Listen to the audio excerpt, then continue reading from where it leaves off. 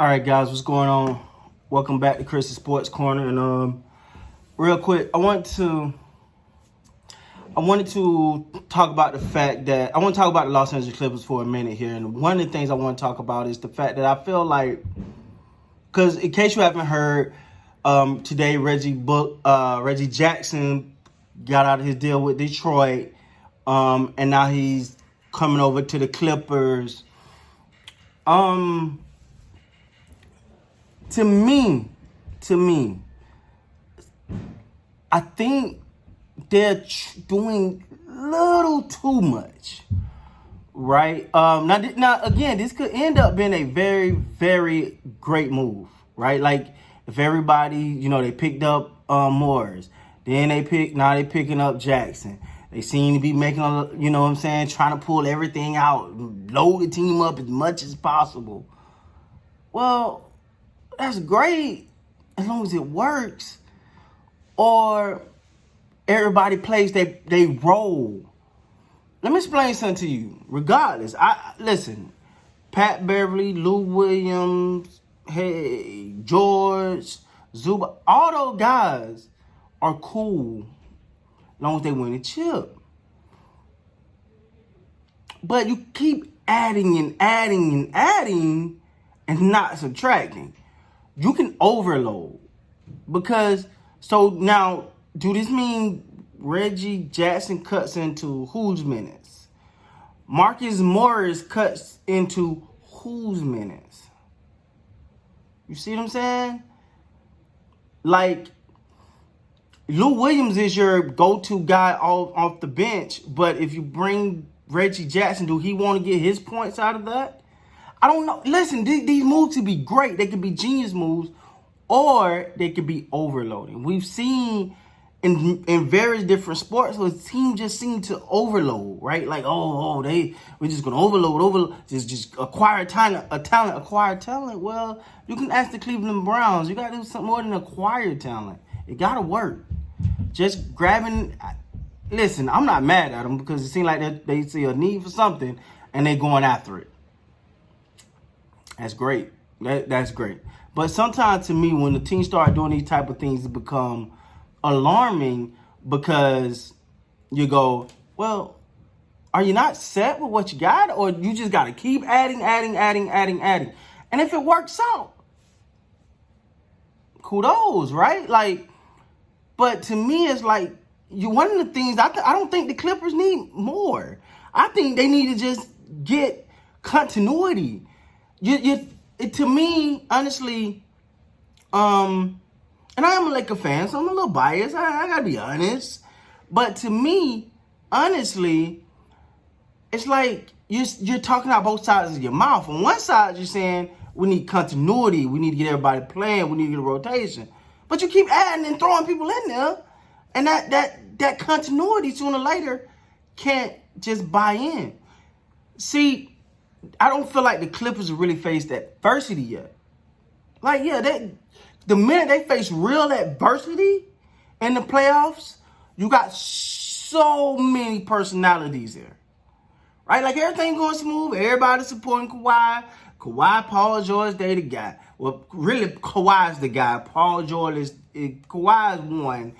Paul George like 1B. And then you got the rest of the guys. And that's fine when you're winning. But you let them get in a series, or you let it come down the home stretch or a key moment, and it ain't going the way it's supposed to go, you're going to see one of the most epic explosions from an organization, because this is supposed to be, they have no choice but to win it this year. Honestly. They have no choice but to win it this year. Because if they don't win it this year, I'm not talking about contractually.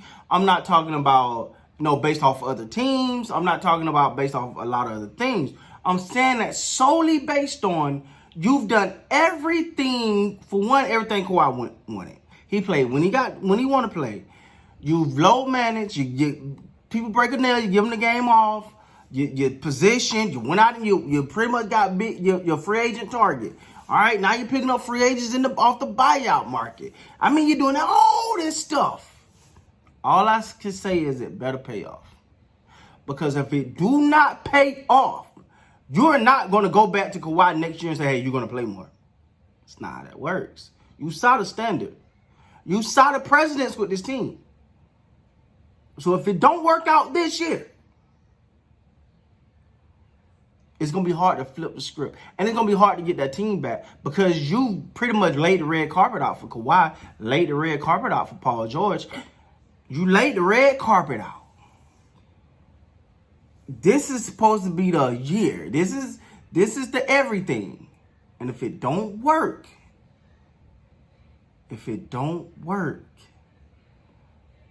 this season is going to go down as one of the biggest fails in NBA history because you did everything you were supposed. You won free agents. Like the stars is lined up. You won free agency. You're right. You got the hottest prize. Not only that, you went and got another guy. All right. You wanted your top trade deadline pursuit you got. And then you're going out and pick up some other. Every little thing that you're supposed to want it. You got everything. I don't know what else you can hope for as a Clipper or a Clipper fan. I don't know what else you can hope for. But whatever it is, hope for it because you probably get that too. So all I'm saying is it has to be that year. Now, as a Laker fan, I'm not hoping it's your year at all. Two, as much as I hate to say it, you're doing your job as far as getting guys, bringing in the free agent, building the supporting cast, got the coach, got the executive Jerry West, one of the best. That Warrior dynasty was built by Jerry West. Now you look at what he did with the Clippers. You look at what he did with the Lakers. Jerry West is the guard. You got the guard. You got Doc Rivers, a championship coach. You got the free agent of free agents this year, Kawhi Leonard. Not only that, you went and got him a Paul George to go with it. You got Pat. You got Lou Williams. You got Montreal. Oh, that ain't enough. You got Marquise Morrison. Oh, that ain't enough. You went and got now you got Reggie Jackson just to shore up in K-Pat. All I'm saying is it got to work. Because if it do not work, all these moves do not work. Just all these guys that we give them credit for being headstrong, headhunters, dogs on, they fight for it. They hard workers, they head down, all these things that we say they are. That can go the opposite way too. Because they're not afraid to speak their minds and say what's need to be said. So, hey, as a Laker fan, I salute to the Clippers for making the moves. But it just gotta work. It better work.